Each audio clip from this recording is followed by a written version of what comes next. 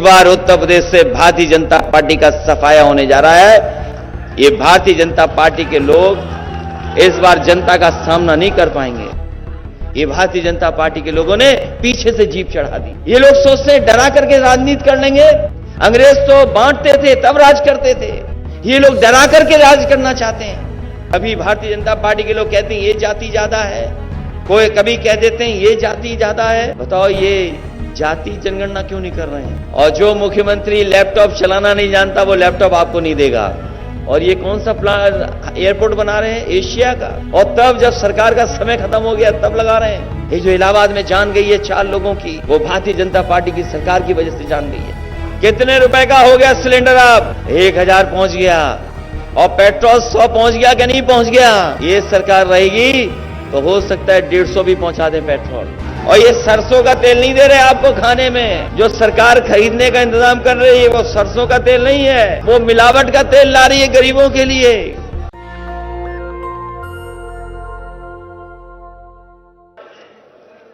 चारों तरफ हमें लोग ही लोग दिखाई दे रहे हैं, भरा पड़ा है चारों तरफ। जहां मैं मैदान में आगे देख रहा हूं, कुर्सियों पे तो बैठे ही हैं लोग, लेकिन बड़ी संख्या में लोग हमें चारों तरफ खड़े दिखाई दे रहे हैं। कहीं हमें लाल दिखाई दे रहा है, कहीं हमें पीला दिखाई दे रहा है। बाईं तरफ दूर खड़े लोग हैं, वहां पीछे भी बड़ी संख्या में लोग हैं। और इस मैदान में लाल पीला ही दिखाई दे रहा है। ये 2 दलों का रंग है, लाल पीला। अभी तो 2 ही रंग एक साथ आए हैं। अभी तो 2 ही रंग हैं, लाल और पीला यहां दिखाई दे रहा है। सोचो लखनऊ में और दिल्ली में बैठे लोग कैसे लाल पीले हो रहे होंगे।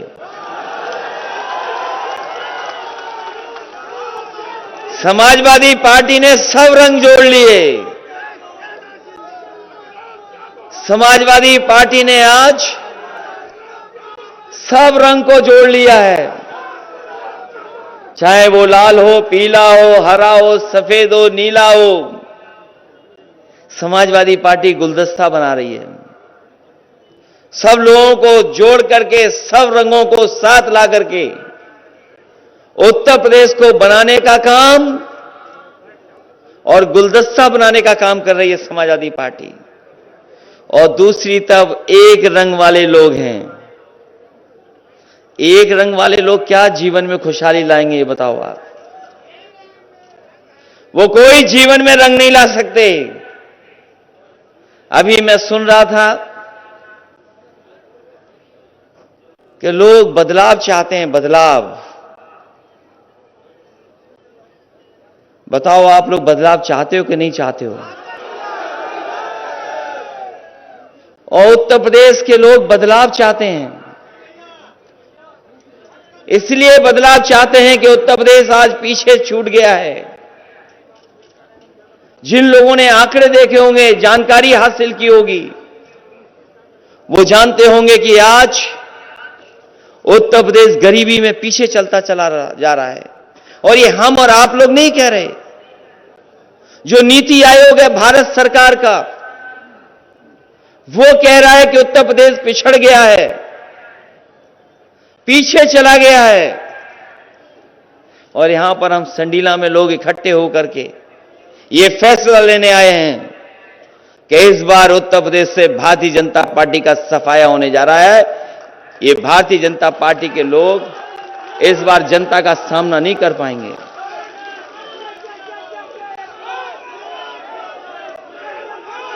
वैसे तो सब कारोबार ठप हुए, वैसे तो बहुत सारे कारोबार ठप हो गए सरकार में। छोटा मोटा काम करने वालों का भी काम छिन गया। सुना है कि भाजपा के राज में संडीला के लड्डू का भी कारोबार ठप हो गया। वैसे तो बहुत कारोबार ठप हो गए, कारोबार चल नहीं पाया, उद्योग कारखाने नहीं चल पाए। और उसका परिणाम है तुम्हें दिखाई दे रहा है कि बड़ी संख्या में लोग आज उनके हाथ में काम भी नहीं है, रोजगार भी नहीं है, नौकरी भी नहीं है। सुना है कि क्योंकि संडीला का लड्डू अगर कोई बाजार से निकले तो संडीला वाले बिना लड्डू के नहीं बेचते उसे, हालांकि बाजार दूर है, लेकिन जिस तरह का संकट, परेशानी, दुख सरकार ने दिया, आज कोई लड्डू दे ही नहीं पा रहा एक दूसरे को। कहां कोई लड्डू दे पा रहा है किसी को? ये हमारे बेरोजगार नौजवान जिनके हाथ में नौकरी रोजगार नहीं है, ये लड्डू कहां से लेकर के आएंगे? और जब इनकी शादी नहीं होगी तो बताओ इन्हें लड्डू कौन देगा? जब रोजगार नहीं होगा, नौकरी नहीं होगी तो बताओ कौन लड्डू खिलाएगा आपको? और हमारे गरीब जानते हैं नमक रोटी खा रहे हैं, ये लड्डू कहां से लाएंगे? इसलिए बदलाव चाहते हैं। इन्होंने जहां बड़े बड़े कारखाने, उद्योग, कारोबार रोक दिए, वहीं लड्डू का भी व्यापार खत्म कर दिया, ठप कर दिया। इसलिए समाजवादियों ने कई जगह पर नारा दिया है, और क्योंकि संडीला का लड्डू सब लोग जानते हैं, इसलिए मैं कहना चाहता हूं कि फिर लड्डू का व्यापार होगा और 22 में बदलाव होगा। अगर आप चाहते हो खुशहाली आए, तरक्की आए, अगर आप चाहते हो उत्तर प्रदेश आगे बढ़े, यहां हमारे किसान हैं, गरीब हैं, गांव में रहने वाले लोग, आपको याद होगा भारतीय जनता पार्टी ने कहा कि हम किसानों की आय दोगुनी कर देंगे। आप खेती करने वाले लोग हैं, कोई हमें बताए मैदान से कि किसी किसान की आय दोगुनी हो गई हो तो बताए। अगर खेत में कोई चीज पैदा हुई, अगर आप मंडी गए होगे, बाजार गए होगे, आपको कीमत नहीं दे पाया, कोई कीमत नहीं दे पाया, और ऊपर से जिस तरीके से महंगाई की मार, आज डीजल महंगा, पेट्रोल महंगी, और आप लोग गए होगे खाद लेने, बताओ लाइन में खड़े रहे, क्या खाद मिल गई आपको?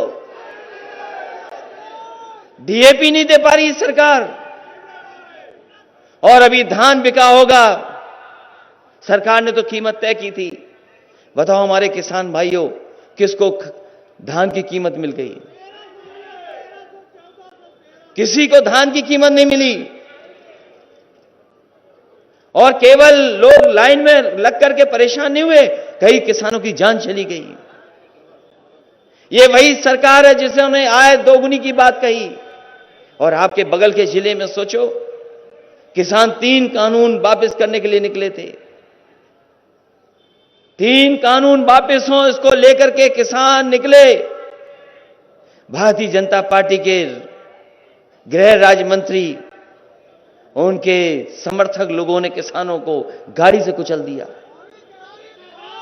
बताओ, टायर से किसान कुचल दिए गए कि नहीं कुचल दिए गए? किसान कुचल दिए गए।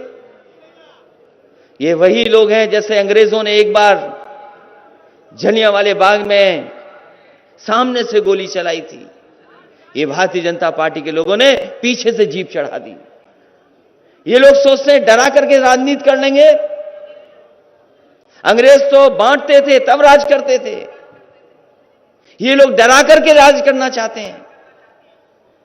इसलिए हम सब लोग निकल करके आए हैं कि इस बार कोई घबराने वाला नहीं, ना डरने वाला है। इनका सफाया करने का काम हम लोग करेंगे मिलकर के। ये लोग जातियों में लड़ाने वाले लोग, याद होगा पिछले चुनाव में कह दिया कि कोई नौकरी रोजगार निकलता है तो ये लोग ले जाते हैं। जातियों में भेदभाव पैदा किया। ये नफरत की राजनीति करने वाले लोग धर्म को लड़ा रहे हैं। कभी भारतीय जनता पार्टी के लोग कहते हैं ये जाति ज्यादा है, कोई कभी कह देते हैं ये जाति ज्यादा है। बताओ, ये जाति जनगणना क्यों नहीं कर रहे हैं? कभी सोचो, ये जाति जनगणना क्यों नहीं कर रहे? क्योंकि ये जो पिछड़े बने हैं, ये जो पिछड़े का सर्टिफिकेट लिए घूम रहे हैं, ये इनका कागजी सर्टिफिकेट है। जो लोग जनगणना नहीं करना चाहते उन पर कागजी सर्टिफिकेट है, लेकिन यहां जितने खड़े लोग हैं सब पर अपना ओरिजिनल सर्टिफिकेट है, किसी के पास कागजी सर्टिफिकेट नहीं है।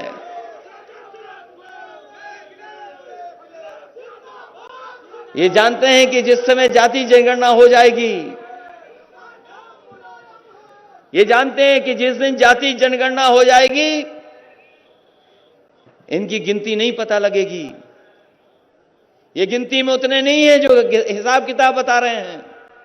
इसलिए समाजवादी पार्टी का मानना है कि जाति जनगणना होनी चाहिए।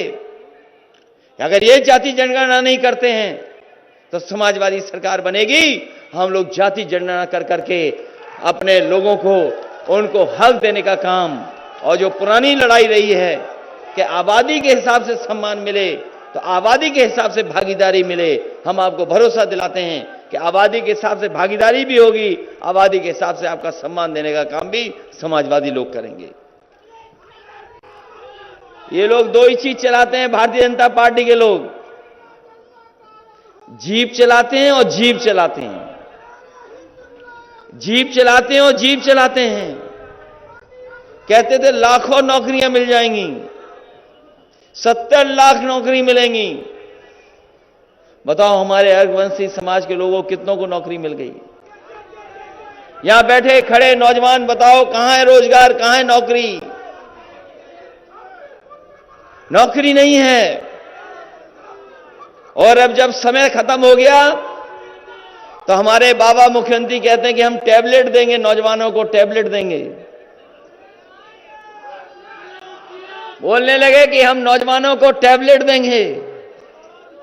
नौजवान पूछो उनसे कि 4.5 साल तक कौन सी टैबलेट हमें देते रहे, खिलाते रहे आप?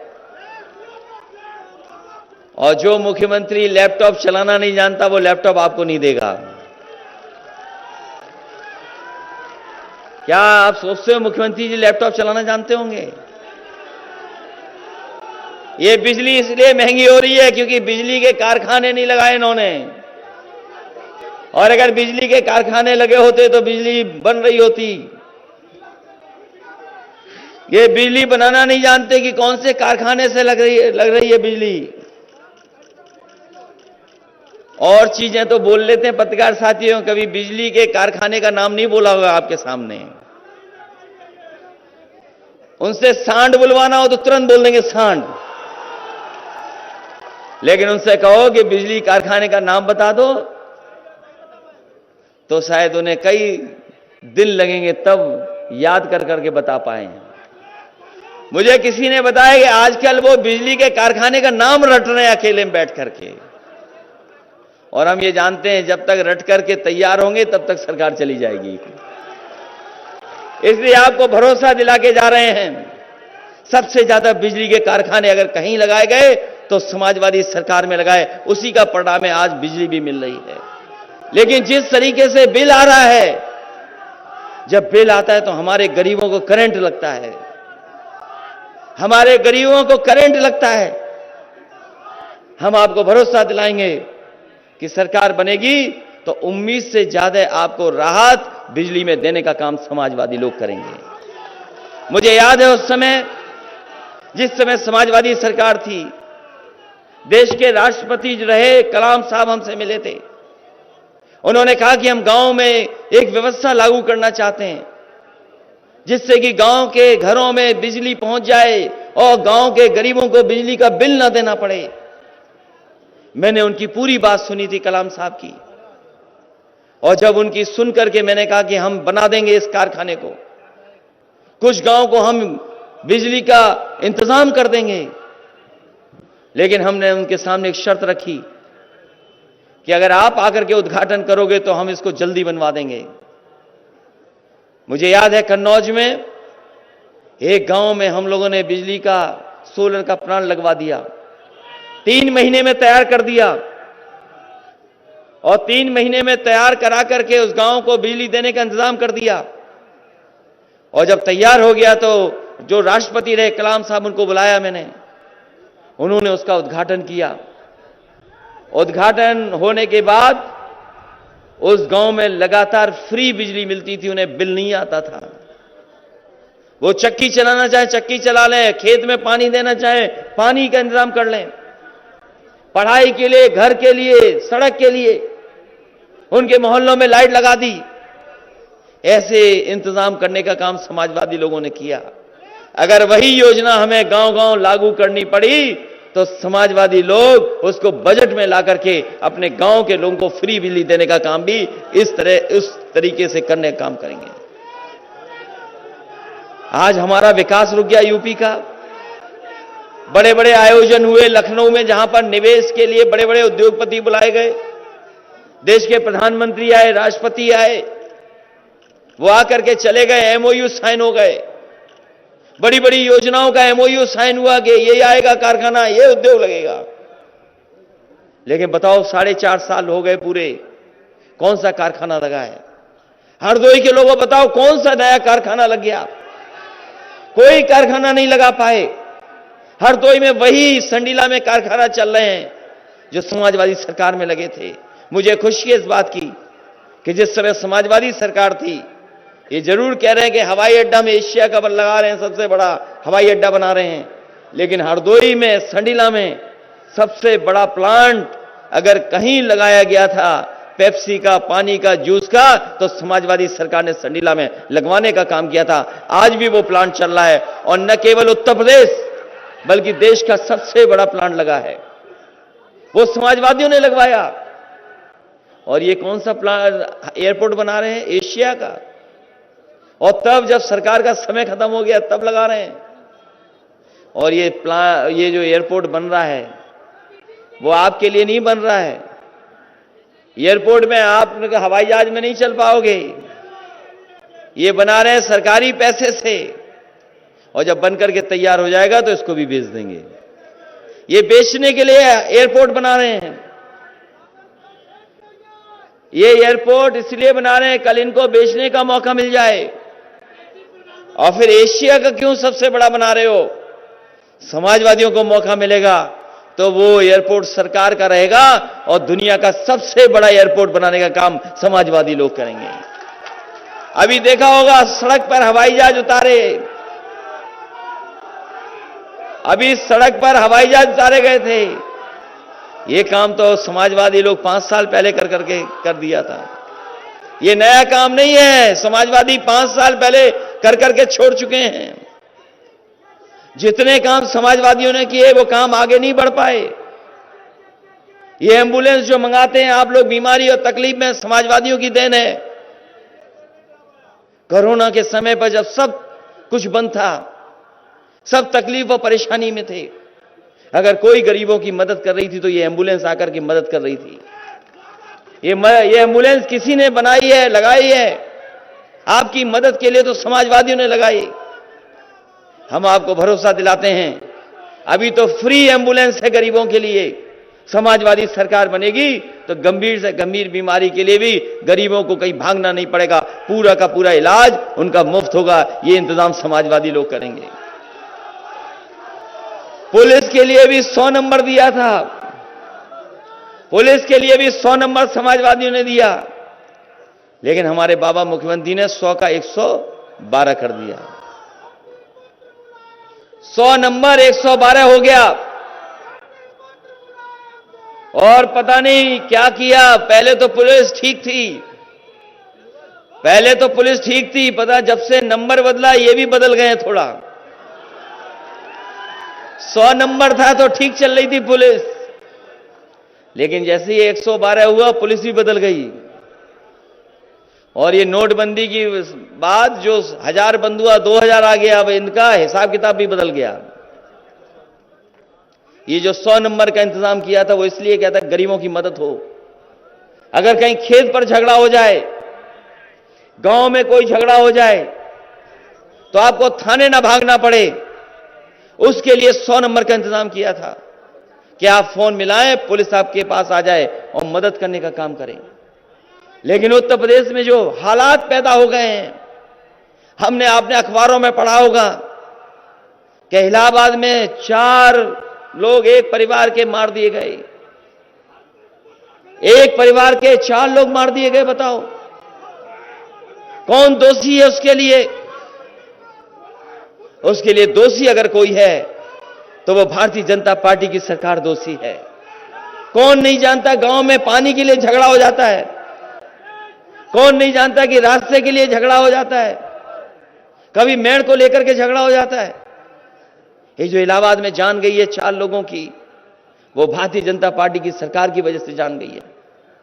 वो परिवार घूमता रहा, कभी थाने में, कभी तहसील में, डीएम पर, लेकिन किसी ने मदद नहीं की और उसका परिणाम यह हुआ कि 4 परिवार के सदस्यों की जान ले ली गई। यह है कानून व्यवस्था उत्तर प्रदेश की। जब हम और आप लोग यहां मैदान में खड़े हैं, बनारस जो प्रधानमंत्री जी का संसदीय क्षेत्र है, 3 साल की बेटी के साथ क्या हुआ है, दुख होता है जब जानकारी ऐसी हासिल होती है। 3 साल की बेटी के साथ क्या घटना हो गई बनारस में, कौन जिम्मेदार है इसके लिए? और याद कीजिए कासगंज, जहां पर 2 फीट ऊंचाई पर नल लगा था, उससे एक जान ले ली होगी क्या किसी ने? याद कीजिए वो गोरखपुर मुख्यमंत्री जी का क्षेत्र, एक व्यापारी अपना व्यापार करने आया, पुलिस के लोग घुस गए जाकर के, केवल वसूली चाहते, वसूली कर रहे थे, उसको इतना पीटा जान चली गई। ये तो 2-4 घटनाएं बता रहा हूं मैं। हाथरस की बेटी के साथ क्या हुआ बताओ, दलित बेटी के साथ क्या हुआ। लेकिन भूलना नहीं ये बात, 30 तारीख है, हमें और आपको याद करना उस बेटी को, और अपने दलित भाइयों को, पिछड़े भाइयों को जगाना है कि सरकार कैसा न्याय कर सकती है। और हमारा कौन भूल जाएगा किसान भाई, जो हमने आंदोलन को लेकर के, अपनी मांगों को लेकर के गए थे, पीछे से आई गाड़ी और कुचल करके चली गई, और आज भी गृह राज्य मंत्री हटाए नहीं गए हैं। सोचो अगर गृह राज्य मंत्री बड़े बड़े मंत्रियों के साथ खड़े होंगे, मुख्यमंत्रियों के साथ खड़े होंगे, तो कौन न्याय देगा? कि नहीं न्याय मिलेगा। और अगर न्याय चाहते हैं आप सब लोग, तो जिस तरीके से समाजवादियों ने 100 नंबर पुलिस को दिया था, हम चले जाएं सभा से, आप पूछना पुलिस के लोगों से, कभी इतना प्रमोशन पुलिस में नहीं हुआ होगा जितना समाजवादियों ने किया। और ये 100 नंबर भी जो व्यवस्था दी है, ये दुनिया की बेहतरीन व्यवस्था पुलिस को देने का काम हुआ है। इससे अच्छी कोई व्यवस्था नहीं थी। सरकार बनेगी तो पुलिस का इंतजाम और कैसे बेहतर कर सके, कैसे सरकार गरीब को न्याय दिला सके, उस दिशा में समाजवादी लोग काम करने का काम करेंगे।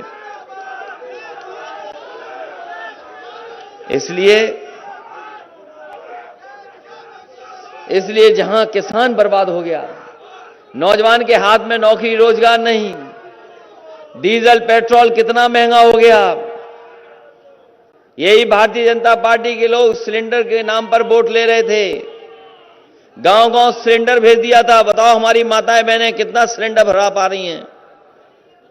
कोई भरा पा रहा है सिलेंडर के? नहीं भरा पा रहा है। कितने रुपए का हो गया सिलेंडर अब? 1000 पहुंच गया। और पेट्रोल 100 पहुंच गया कि नहीं पहुंच गया?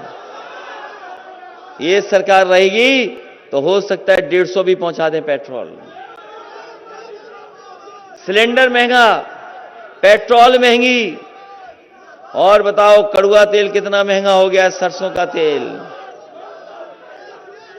सोचो हिसाब किताब कैसा है भारतीय जनता पार्टी का। जो किसान सरसों पैदा करता है उसको कीमत नहीं मिल रही, जो किसान सरसों पैदा कर रहा है उसको कीमत वहां नहीं दे रहे, और जब वही गरीब सरसों का तेल खरीदे तो बताओ कितने रुपए का मुनाफा कमा रहे हैं वो लोग। और सुनने में आया है अब गरीबों को ये लोग जहां बांट रहे हैं, केवल मार्च तक दे रहे हैं, चुनाव की वजह से बांट रहे हैं खाना। जो अनाज गरीबों को बांटा जा रहा है वो चुनाव तक बांटा जा रहा है। पहले नवंबर तक बट रहा था, अब कह दिया मार्च तक बटेगा, क्योंकि भारतीय जनता पार्टी के लोग जानते हैं कि मार्च के बाद सरकार ही नहीं रहेगी उनकी। इसलिए गरीब भाई बहनों, माताओं बहनों को हम कह के जा रहे हैं, गरीबों को, कि समाजवादी सरकार बनेगी, उससे भी बेहतर अगर हमें अनाज और इंतजाम करना पड़ेगा खाने पीने का, तो समाजवादी लोग अपनी सरकार में करने का काम करेंगे। और ये सरसों का तेल नहीं दे रहे आपको खाने में। जो सरकार खरीदने का इंतजाम कर रही है वो सरसों का तेल नहीं है, वो मिलावट का तेल ला रही है गरीबों के लिए। जो तेल आपको मिलेगा सरसों का तेल, वो सरसों का तेल नहीं है, वो कोई मिलावट का तेल है। क्योंकि भारतीय जनता पार्टी से पूछा गया कि ये सरसों का तेल महंगा क्यों हो गया, तो सरकार की तरफ से जवाब आया कि हम इसमें मिलावट नहीं कर पा रहे इसलिए महंगा है। और जो मिलने जा रहा है तेल वो मिलावट वाला मिलेगा, और पता नहीं कौन सी मिलावट कर दे भारतीय जनता पार्टी के लोग। इसलिए माताओं बहनों याद कीजिए, समाजवादी सरकार थी तो 500 रुपया आपको समाजवादी पेंशन मिलती थी।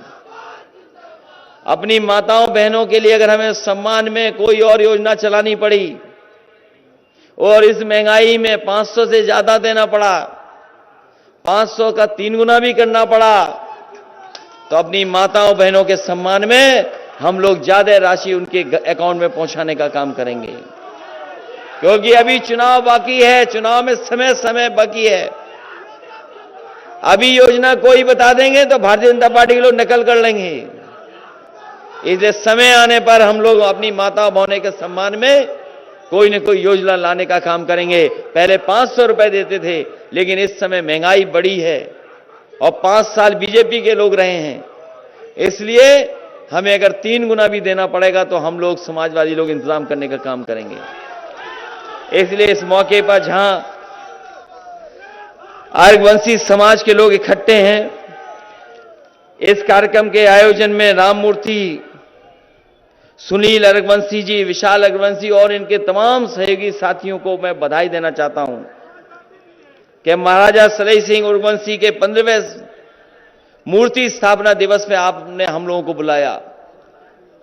जब आपने इतना बड़ा आयोजन किया है तो संकल्प भी लें आने वाले समय में कि जो चुनाव होगा उसमें आप भारतीय जनता पार्टी के खिलाफ खड़े होकर के मतदान कर करके भारतीय जनता पार्टी का सफाया करने का काम करेंगे।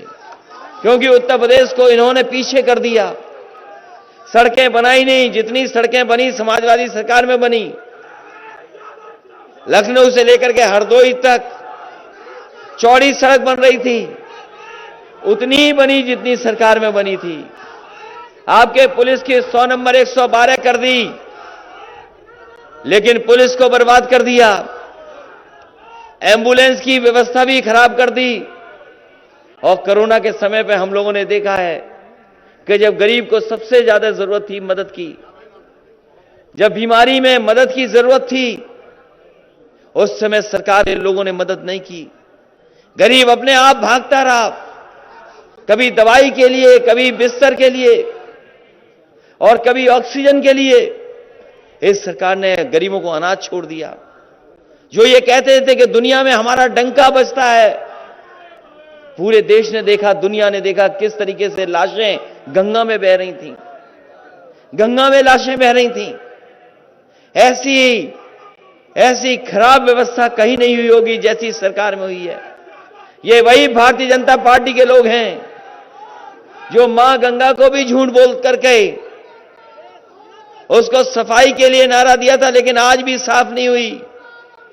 हो सकता है यहां पर गोमती साफ हो, लेकिन जैसे ही शहर में पहुंचती है गोमती गंदी हो जाती है। अगर नदियों को कोई साफ करने का इंतजाम कर रहा था तो समाजवादी लोग कर रहे थे। इन्होंने न गोमती साफ की, न गंगा में जुड़ने वाली कोई नदी को साफ किया है। अगर कहीं गंदगी सबसे ज्यादा बढ़ाई है तो भारतीय जनता पार्टी के लोगों ने गंदगी बढ़ाने का काम किया है। इस मौके पर हम आपको बधाई देते हैं, आपका स्वागत करते हैं और इस ऐतिहासिक कार्यक्रम के लिए आपको एक बार फिर बधाई देते हुए इस उम्मीद और भरोसे के साथ कि जब आप लोग इनके खिलाफ निकलेंगे, मतदान करेंगे, तो भारतीय जनता पार्टी की ऐतिहासिक हार होगी। ऐसी हार भारतीय जनता पार्टी ने देखी नहीं होगी जैसी हार होने जा रही है। और मैं हर बार कहता हूं, फिर कहता हूं, हमारे साथी भी कहते हैं कि जिस रास्ते से भारतीय जनता पार्टी ने सरकार बनाई थी उस रास्ते को बंद करने का काम हम लोग कर रहे हैं।